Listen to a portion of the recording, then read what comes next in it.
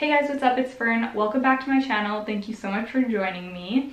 Today I am going to be talking all about mistakes that I've made and lessons that I've learned along my plant journey. So just a quick disclaimer that I'm not an expert and this is just based on my own experience. So yes. And just one more quick thing, I just wanted to remind you guys to please subscribe to my channel if you like the content that I make. YouTube tells me that 80-something% of my viewers are not my subscribers. So yeah, please subscribe, it would really help me out. And I have a lot more content planned, so yeah, stay tuned for future videos. Okay, so I actually have a list on my phone of some of the beginner mistakes that I made, and the first one that immediately popped into my head was overwatering. Honestly, I think that overwatering is probably the biggest mistake that people make when they're first starting out with houseplants. It's so easy to do and you start helicoptering over your plants and you just love them a little too much. And I've definitely done this before. But the truth of the matter is that most houseplants can tolerate drying out almost completely before they need to get watered again. And most houseplants will also be able to tell you when they need water, whether they are drooping over, their leaves are getting softer, they're more squishy, stuff like that. Once you get to know your plants, you can really learn when they need water and how much water they need. There are definitely some plants such as Marantas, some Alocasia, things like that that do prefer to stay in moist soil. But for the most part, a lot of our basic houseplants, they like to dry out almost completely. So some easy ways to remedy this are getting a moisture meter. Where is mine? One second. Okay, so this is my moisture meter. This was like $10 at a garden center. You can get them on Amazon. I can link them below if you would like. But it's super simple. It just has numbers, I think 1 to 10. Yeah, so 1 is dry, 10 is wet, and you just pop this sucker in the soil and it will tell you if your plant is moist or not. And it's especially handy for larger potted plants because you can't exactly stick your finger all the way down to the bottom. So you pop this in and it will tell you. So most of my plants, I don't water them until they're at like a 2 on the dry side. So some other ways to tell are, of course, just sticking your finger in. If the soil is moist, you will feel it or you will have soil stuck to your finger. Picking the pot up, if it's light, then it's probably on the drier side. If it's heavy, it's probably still retaining a lot of moisture. So yes, just be very cautious about overwatering your plants because they will get root rot and they will die. Okay, the second one is one that I see all the time as well, and that is potting plants in too big of a pot. And this is something that I did all the time when I was first starting out with houseplants. I just assumed that they would do better with more room. But that's not the case. Actually, plants do worse if you put them in too big of a pot. So this can cause a few different things. One of them is that the soil is just going to stay way too moist because the roots aren't like expanding to all of the soil to suck up the moisture.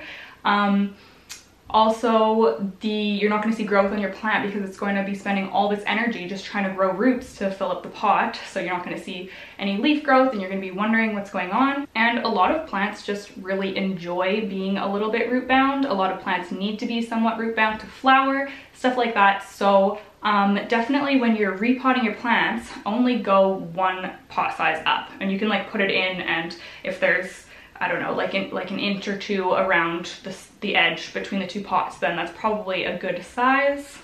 But just don't go too big because bigger is not better. Okay, another important one is not quarantining your new plants. So yes, ironically, we are not the only ones that need to quarantine. We also need to quarantine our plants. When you bring a new plant into your home, it can have pests from the nursery. Even if they're not visible, they can have eggs in the soil, stuff like that. So I like to keep my new plants separate for at least a week or 2 before I put them among my other plants, because if there is a pest on that plant, it is going to spread like wildfire to all your other ones. So people, you will learn this lesson the hard way like I did if you don't do this. Also, another thing that goes along with this is pest prevention. So spraying your plants down like prophylactically when you bring them into your home. So I like to spray all of my new plants down with a neem oil solution. You can also use an insecticidal soap. The one that I have is by Safers. I can link that below as well. I can link my neem oil as well if you don't know where to get that. Okay, so another mistake that I've made is potting plants in pots with no drainage holes. This is so bad, you guys. I actually still have one plant that I've had for a super long time. It's a croton, and it's the only plant I have now that's in a pot without a drainage hole. And it's honestly because I just don't really care about that plant too much, so I just like leave it in there. But yes, make sure that your pots have drainage holes, because they are going to A, get root rot, B, get some sort of like fungus or moldy, and there's no aeration, it's just bad for them. So you can drill holes in pots that don't have holes if you are handy and have access to a drill, or you can just keep them in their plastic nursery pots and set them in to the pot without a hole, and then just take them out to water them and let the water drain out. Other than that, I just pot most of my plants right into terracotta. Some of them I do have in their plastic pots inside other pots, but yeah, for me, I just prefer to pot most of my plants in terracotta or ceramic with drainage holes.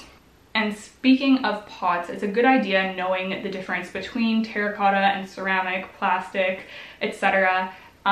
So terracotta is going to wick moisture, so if you are a bit of an overwaterer, then it's a good idea to pot in terracotta, because it's going to help protect your plant from just sitting in moisture. So that's what most of my plants are potted in.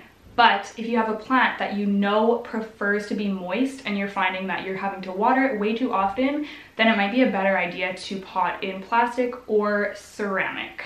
So if you just know a little bit about your plant and what type of moisture it needs, then you are better equipped to make a decision about what type of pot it should be in. Okay, so this is a mistake that I've recently made actually, and that is keeping your house too humid. Okay, so you guys, I live in a rainforest, so it is already quite humid here. Not super humid, but quite humid without a humidifier at all.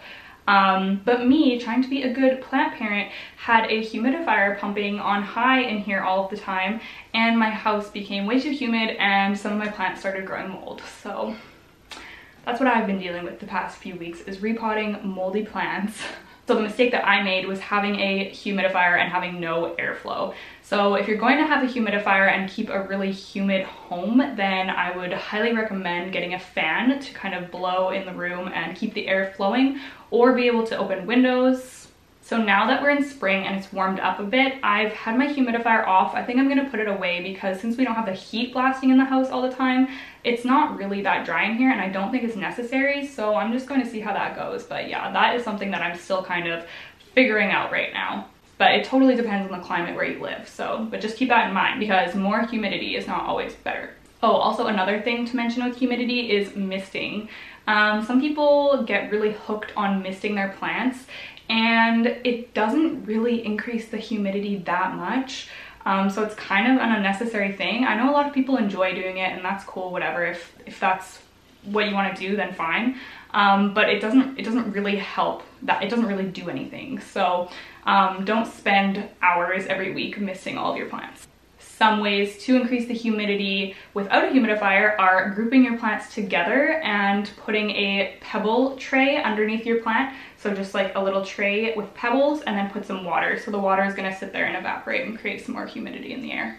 Another thing to keep in mind is understanding a little bit about lighting and the light coming in from different directions, like northeast, southwest, and figuring out where your windows are facing, because a south-facing window is going to give you completely different lighting than a north-facing window.